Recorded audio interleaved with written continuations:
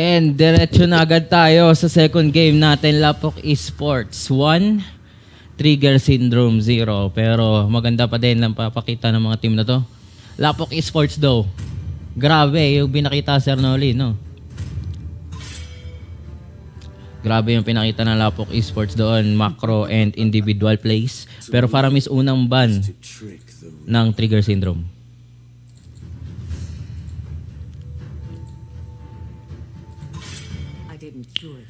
Valentina para sa Lapok Esports.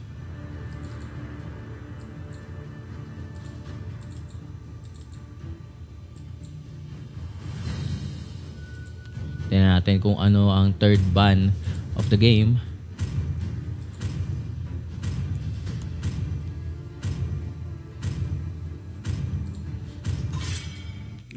Martis. Okay, so tatingin nila yung Martis yung problema kanina, no? First pick sila, so I think, tingin mo, Sir Noli, kukunin na nila yung Kadita?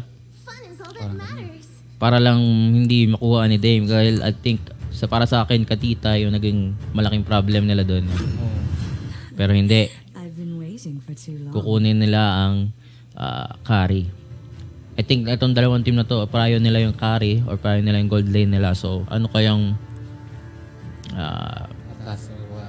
Atlas, Kadita? Maybe?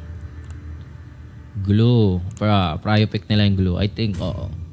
Grabe din mag-dominate sa lane itong si Glue. Yun nga. So, same pick, Glue, Kadita. Sabi nga nila, if it's not broke, don't fix it, di ba? Yes. If it works, it's not broken. If it's broken, it does not work. Ang galing ah. Pero tingnan natin kung ano yung sagot nila against Glue. Esme. Pero nakita natin kanina na yung Esme is denominate ng Glue, no? Tingnan natin kung gaano. And Estes. Esme at Estes ang ating pick from Trigger Syndrome. Kulang. Tingin mo, ano kaya And then build Claude. ng Esme nila? I think build ng Esme, ganun pa din is tank build pa rin ng Esme na to kasi I think ang gusto nilang mangyari is ma-sustain lang itong lane sa top para hindi magkaroon ng problem masyado and mag-rotate sila sa bot. Dahil yung hero is ang prayo nila is si Kari, di ba? Funny ban.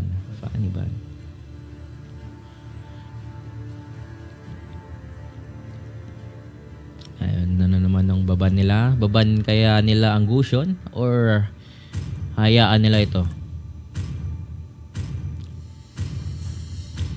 Pero I think marami pang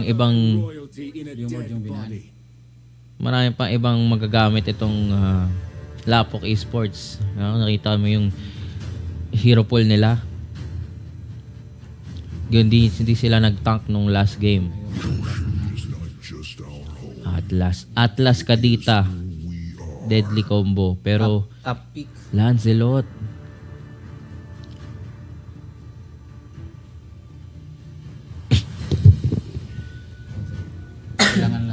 Kailangan talaga nito. Kailangan na i-burst yung Claude. Kung hindi, pick yung Claude yung Valier. test nila. Valier. Maganda yung Valier against Atlas pero mas maganda ang Digi against Atlas. Pero ang problem na nakita, wala silang CC masyado. So against Hayabusa, double support sila. Yung SP meron namang CC. Hindi, ay iba kasi ang CC kapag ka mid lane, no? Pag nasa roam or support ang CC, laging yun yung role niya, magbigay lang ng opportunity ma-burst or mapatay. Pero I think para sa akin, Lapok Esports pa rin ang panalo sa draft. Meron silang Claude, meron silang pang individual play. Itong si Hayabusa sa si Glue, pero meron din silang pang clash, no? Atlas, Kadita, Claude. So I think ang ganda, mas madali i-pull off yung gusto nilang mangyari habang ito naman medyo delicate kasi Estes sa Lancelot medyo malayo ang inaabot ni Lancelot kapag naghahabol ng kill. So, tingnan natin paano nila ma-execute ito ng trigger syndrome, itong lineup nila na to. Mas maganda yung synergy ng Lapok Esports sa Mas mga maganda ang synergy ng Lapok Esports. Sama ka dun, Sir Noli. Pero, again, nandito tayo sa second game of this second semifinal. Trends para sa Kari. LJ sa Esmeralda. Kael Sanity as Estes. Sai, Lancelot, Benhar ang support na Digi. PM King para naman kay Glue. Kadita, Dame, Yan, Claude, She's Only sa Atlas, and Jan Rodel dito sa Hayabusa. Ngayon, hindi makaano si Hayabusa kung gagawin nila ulit yung dati nilang strat, no? Na mukhang hindi mas effective kay Hayabusa itong kung mag-invite sila, pero mukhang hindi naman nila gagawin yun. And makaka-farm dito na oh my god, 1v1 again with PM King. Grabe na nga yung gulo nito ni PM King, hindi na makontrol. And ito si She's Only nagpi-pressure lang, nagbibigay ng vision para dito sa Lapok Esports, no? Nakuha ba? Nakuha ni Dame. Grabe pa nga. Pero tingnan natin. Nice try to save pero masyadong marami. However, ang laki ng difference na naman ng level nila, no? Level 4 na ito si Hayabusa. And itong si Sai level 3 pa lang. Again, dive. Patay. Oh my god. Jan Rodel, what a macro play. Ang ganda ng nila, babawasan ni PM King. Tatapusin ni Jan Rodel. And hindi siya makataas kasi nagamit niya na yung sprint. Turtle agad. Kaya ba? Mukhang mas maganda ang pwesto ng Lapok Esports para dito sa turtle na to. Nice petrify. Oh my god, the burst. At nabigyan na nga. Pero si Sai, gumagawa. Tignan natin. Napatay niya si at nakuha niya yung turtle. Ang ganda ng play na ginawa. Nice one. From the jungler of Trigger Syndrome. She's Only. Renz, pinapatay si PM King. Sai, muntik nang mamatay pero nabuhay. Dame, nice nice knock up from Dame. At mukhang yun na nga mamba out na. Pero, what a play from Sai, no? Nakuha niya yung turtle nung napatay niya si Hayabusa. And nakabawi na siya agad sa XP na difference nila dahil dun sa pagkuha ng red. Lamang yung trigger sa Atlas. Pero tignan natin tong nasa top. Mainit masyado tong si PM King, no? And ito si Jan Rodel. Tinatry bigyan si Benhar at nabigyan na nga. Grabe. Grabing potential ng solo kill ng hero niyan. Ang lakas mag-solo kill, ang lakas mang early. Masyado pang manipis sila para maging masustain yung SS ni Jan Rodel. Pero yun na nga, nabigyan na niya si Benhar. Pero si Digi naman kasi mabubuhay agad. Although, pagdating sa gold, tignan natin ang gold difference. 2K para 2 so 300 lang naman ang lamang. Ito ang Hayabusa natin ito. Pero mukhang ang dami niya na nagawa, no? 2 kills. Ang ganda ng set.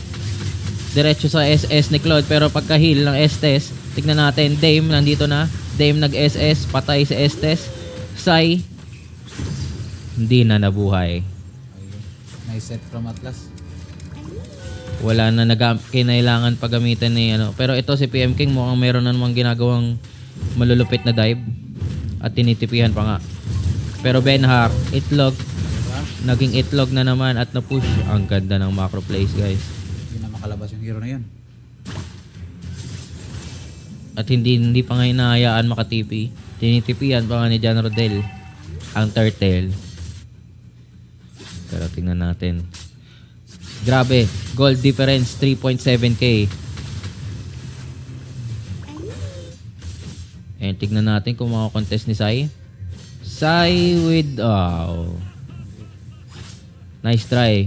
Pero masyado mataas yung level gap nila para magawa. Pero PM King versus LJ is yours. Talagang bardagulan itong glow ni PM King eh, no? At kumonekta na kay Benhar.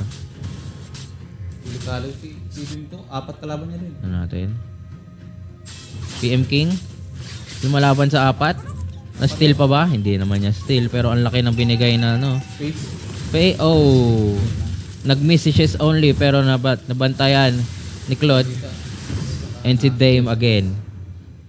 What a burst. 10-2 ang score. 6K lamang. And nangangamoy ng 2-0. Grabe itong Lapok Esports. Kaya pala may jersey eh, no?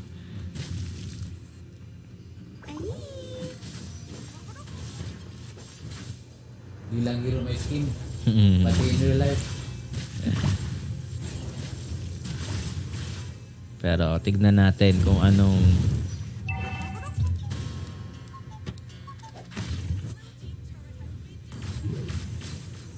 wala eh. Talagang ang ganda ng hindi mo hindi mo masabi kung saan nagkakamali yung TS. Talagang ang ganda lang ng setup na ginagawa ng Atas.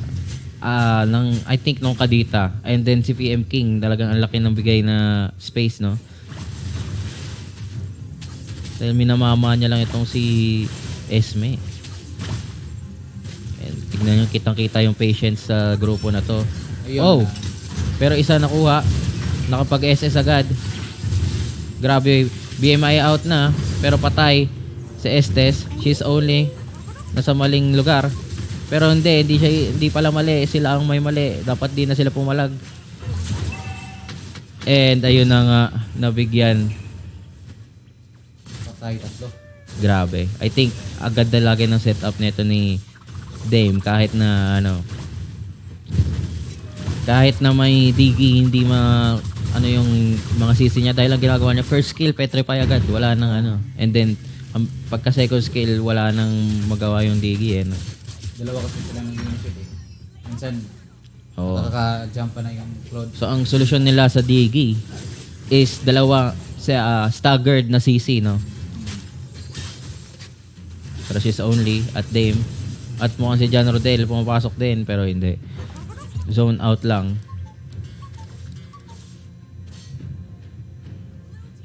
And wala pang bawas ni isa sa mga tore ng Lapok Esports. Hindi na nang gano'n kakalabas yung kin. PM King tinatayuan na lang. Grabe. Tignan natin mapapatay. Hindi. Grabe. Sabi naman yan. Hit. Sabi ni Matthew Olaso, walang tipihan. Grabe kayo. Limbel Amoguis. And sabi ni Belegas, Aerol J. Ampusta, Idol, Ram Vincent Olea. Lapok Esports, sinasakal na. Hindi na makalabas ng base, wala nang ma-farm. John Rodel 11, si Sai 9. Sa sobrang dami na nakuha ni John Rodel na space, ang laki na naging difference nila sa level. Pati sa gold. Pati sa gold. Tignan natin kung sino lamang sa gold. 10K ang lamang ng Lapok Esports. And ang pinakamadaming pera sa kanila ay siyan. Habang 4-6 lang ang pinakamadaming pera sa team ng TS. Talagang macro and individual play. Ang hirap talaga ng Lapok Esports. Kaya talagang siguro importante mag-jersey pagka para mapakitaan ka ng gilas. Pero ito na nga, sinasakal lang, binibigyan ng space para makapag-lord ng solo. Kitang-kita naman sa graph. Talagang never nagkaroon ng lamang itong TS dahil sa from early game to late game. So nakuha na nila ang Lord 9 minutes from the game. Kinapitan ni PM King. Si LJ is yours is only si set ba? At mukhang tinakot lang pero hindi, na-heal pa rin si LJ is yours ni Kale Sanity. Hirap pa tayo ni Glue. Ang hirap patay ni Glue. Tama ka dyan.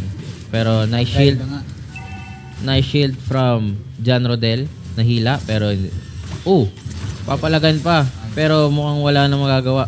At nag-set si Shizoli, nice set, dalawa nahuli at nasabayan pa ni Dame. It's Dame time, baby, 6 kills.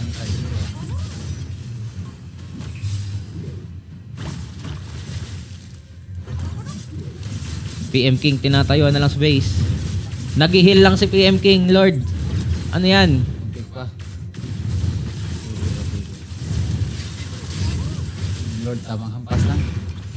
Tatapusin na ba? Grabe, denive na. Inesesan hanggang Torre. Dame time, namatay. At mukhang ito na ba ang pagkakamali. Ayun. Pero hindi, tinapos niyan. Lapok Esports against Trigger Syndrome 2-0. Nice G, Trigger Syndrome. Pero Congrats. grabe. Grabe ang pinakita ng glue. At ni Dame. Ang lakas magbigay ng space. No. Kitang-kita naman. Paganda pa rin ang pinakita ng TS pero I think mas mahirap lang talaga yung kanilang draft na i-execute. So, para sa finals, Red Pink Party versus Lapok Esports. Best of 3. Tignan natin kung sinong mananalo. And stay tuned guys, magandang laban. Finals na ito.